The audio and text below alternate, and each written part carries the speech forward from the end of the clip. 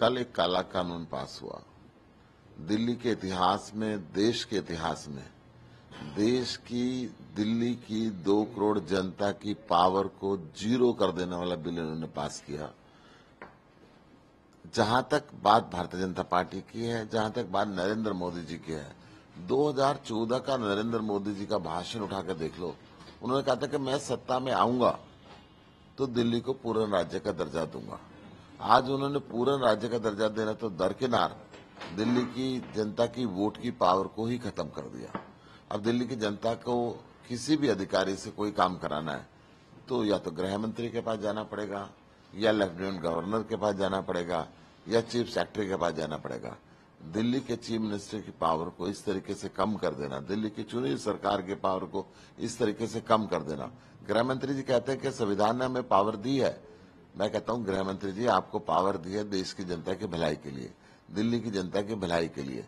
दिल्ली की जनता की पावर को कम करना किसी भी संविधान के अंदर नहीं लिखा होता कि आप उसकी पावर को कम करें, परंतु 2-3 पार्टियां किस मजबूरी में, किस दबाव के अंदर उस तरफ गई, अन्यथा उनकी आत्मा तो यही थी।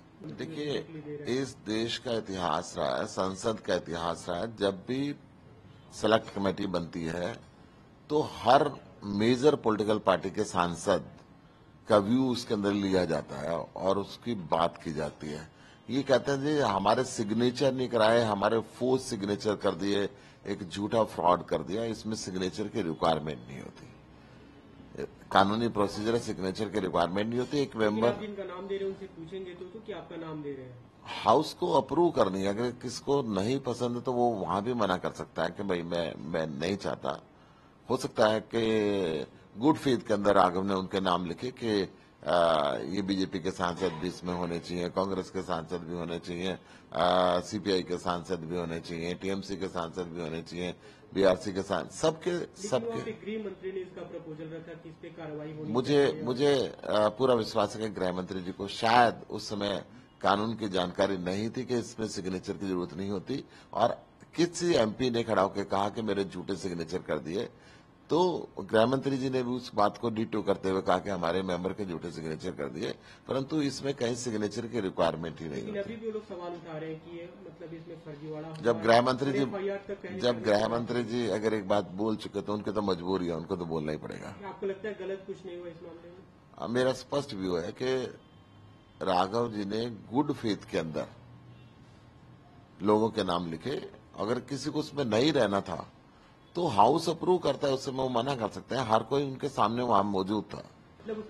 देखिए, बेहतर तो इसमें राघव जी बता पाएंगे, क्योंकि रात को 11 बजे बिल पास हुआ, हम सब अपने अपने घर पे चले गए, सुबह अभी आपसे मिले हैं। परंतु मेरा स्पष्ट व्यू यह है कि इसमें कोई सिग्नेचर की रिक्वायरमेंट नहीं होती। इसलिए जो उस समय कहा गया कि हमारे फोर्स सिग्नेचर कर दिए, वो अनभिज्ञता थी। वो अनभिज्ञता के अंदर भाजपा के सांसदों ने ऐसी बात कही। राघव ने गुड फेथ के अंदर नाम दिए होंगे, जहां तक मैं समझता हूं। और जब गुड फेथ में नाम दिए, हाउस के सामने नाम थे, हाउस चाहता था अप्रूव करता, हाउस चाहता था डिसअप्रूव करता। देखिए, जो नो कॉन्फिडेंस मोशन था, मणिपुर जल रहा था, मणिपुर की चर्चा की मांग समूची इंडिया टीम लगातार करती रही,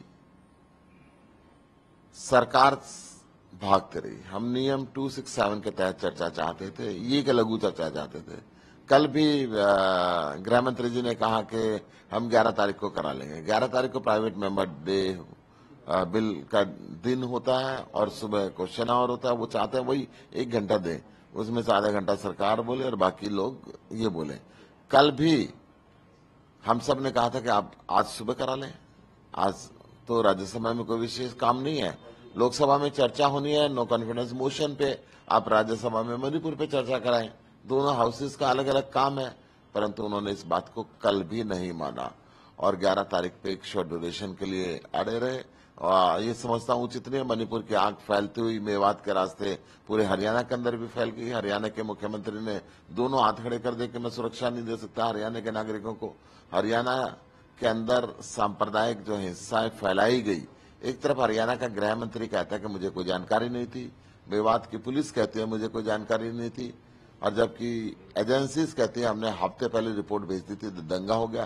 क्या मुख्यमंत्री ने जानबूझ के उन फाइलों को छुपा के रखा क्या मुख्यमंत्री ने जानबूझ के हरियाणा को जलने दिया? एक बहुत बड़ा क्वेश्चन है।